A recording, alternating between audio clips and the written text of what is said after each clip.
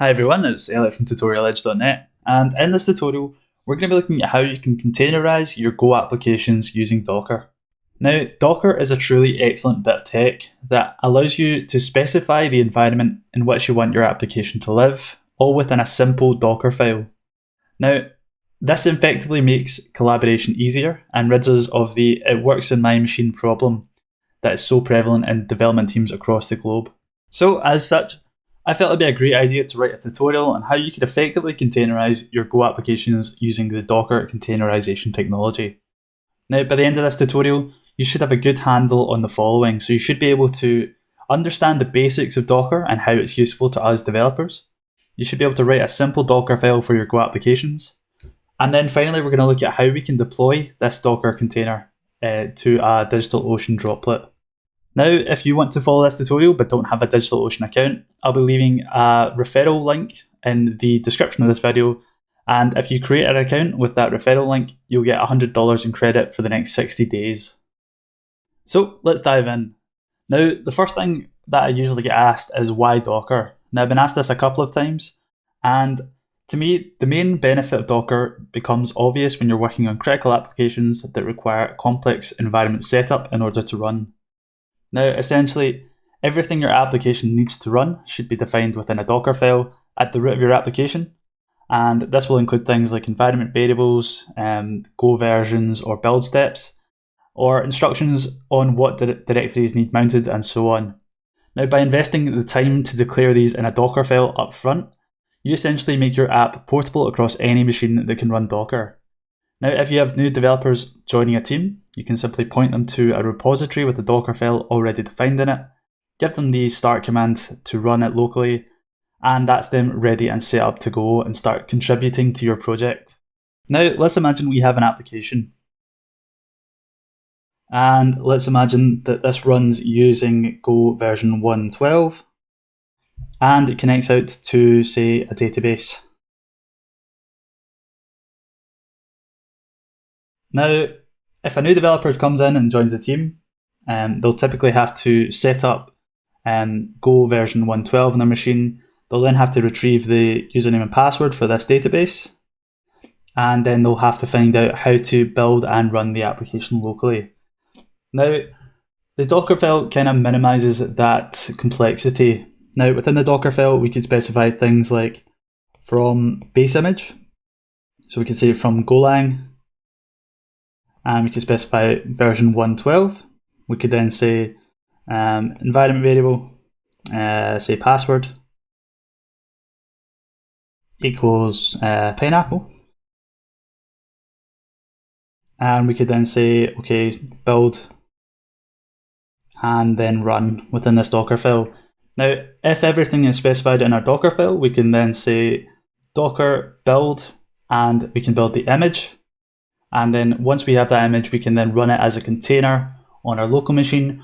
And we would then be running it with the exact same commands in our production environment.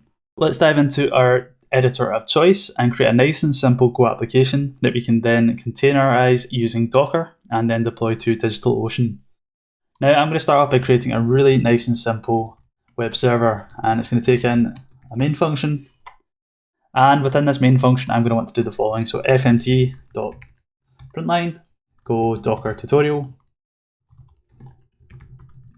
And I'm going to set up a few routes. So http.handle-func.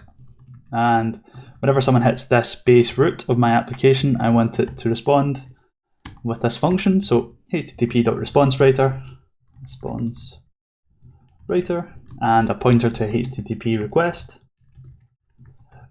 And within this, I want to do fmt.f-printf, passing in a response writer and hello world, like so. Keeping it nice and simple. And below this, I want to do log.fatal, http.listen, and serve. And we're going to be running this on port 8081, passing in nil as the second parameter there. Now, on save, that should import the 3 packages I've used. And if we go ahead and try and run this locally, we should see that everything works as expected. So that kicks off my server. And if I then try to open up localhost port 8081, I should see hello world printing out in my browser. Awesome. So now that we've got a really simple Go application up and running, let's have a look at how we would add Docker to this particular application. Now, the first thing we're going to want to do is within the root of our project directory, we want to create a Dockerfile. Now, the first line of this Dockerfile is going to be the image that we want to base our own image off of. Now, I'm going to specify Golang, and I'm going to say 1.12.0-Alpine 3.9, which are typically really nice and lightweight images. And then after this, I'm going to start setting up this image. So the first thing we want to do is make the app directory in which all of our app code will live. We'll then want to copy all of our project contents, which is just main.go for now, into this newly created app directory.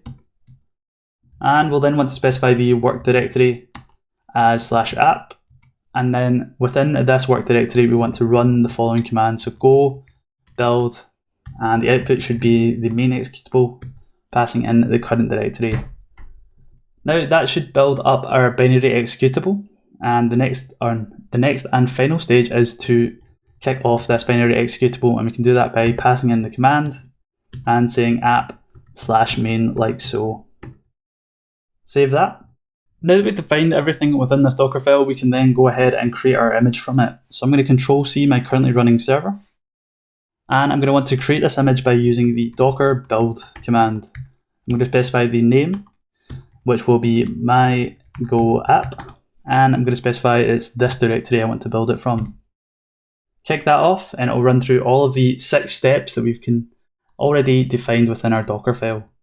Now, just to verify everything has worked successfully, I can then see all my images by typing docker images.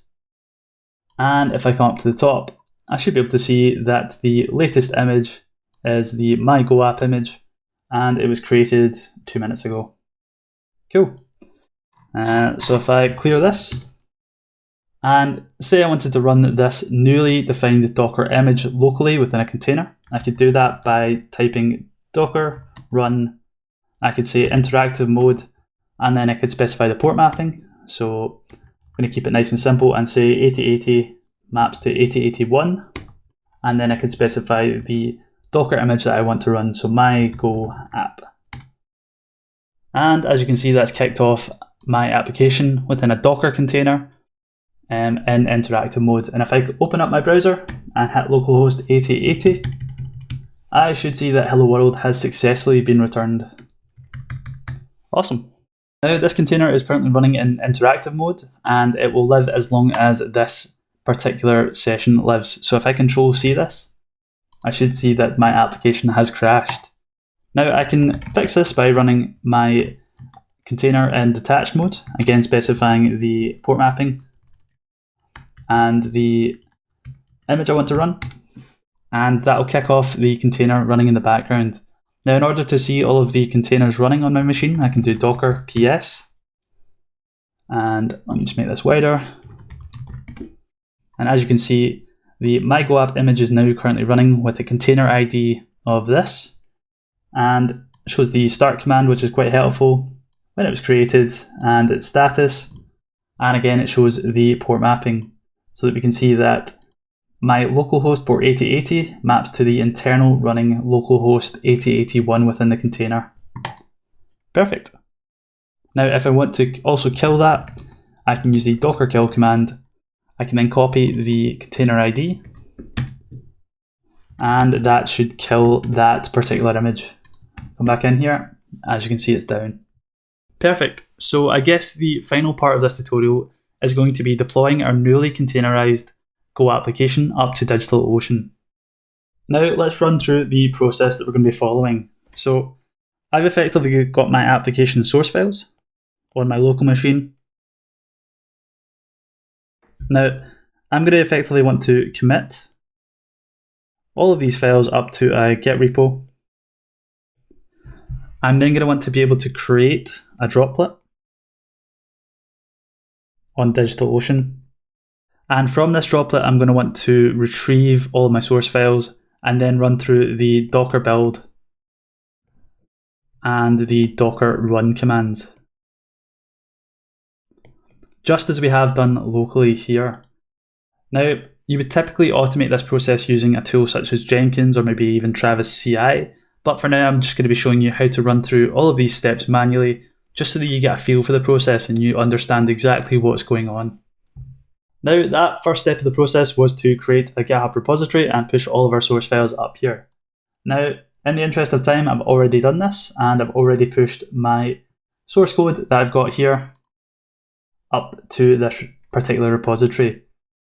Now, if I come into my DigitalOcean account and try and create a new droplet, select one-click apps and Docker, and then specify the $5 a month option to keep it nice and cheap, and then click on my MacBook or Elliott MacBook SSH key, which I've already set up on my local machine, and then click create. It should go off and start a server for us. Now, I've already done this, so I'm going to come back into my droplets, select the server I've just created. From here, I should be able to see things like the IPv4 address and things like the network bandwidth, CPU usage, and disk I/O.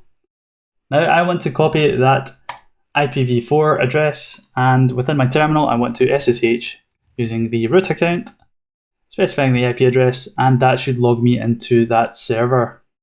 Cool, so from this server, I'll be able to do things like utilize the Docker command, which is already installed, and it also comes installed with Git already. So the first thing I want to do is to take this clone address here and git clone my source code into an app directory. Now, once I'm in this app directory with cd app, I'll then be able to do the following. So docker build -t my go app, and this is the exact same Docker build command that I ran previously. And then I'll be able to kick off a container using docker run detached mode, port 8081 to port 8080 to 8081, and my go app. And that should kick off the Docker container on my new server. And I can verify this by doing docker ps, and I should see the container ID, the image, and that it was created 8 seconds ago. Now, if I come back in here, copy this IPv4 address, paste it up here, and then append 8080 to the end of this address, I should be able to see my newly deployed Go application up and running. Awesome, so in this tutorial, we've been able to create a really simple Go application, and we've then been able to containerize it using Docker and creating a Dockerfile.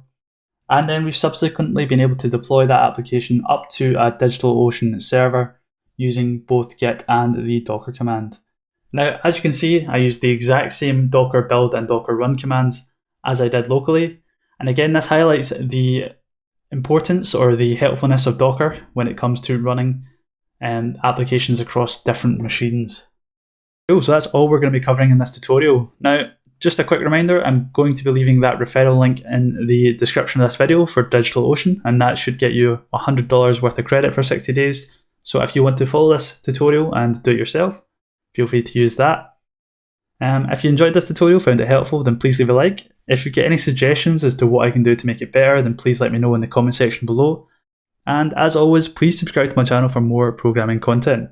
Cheers!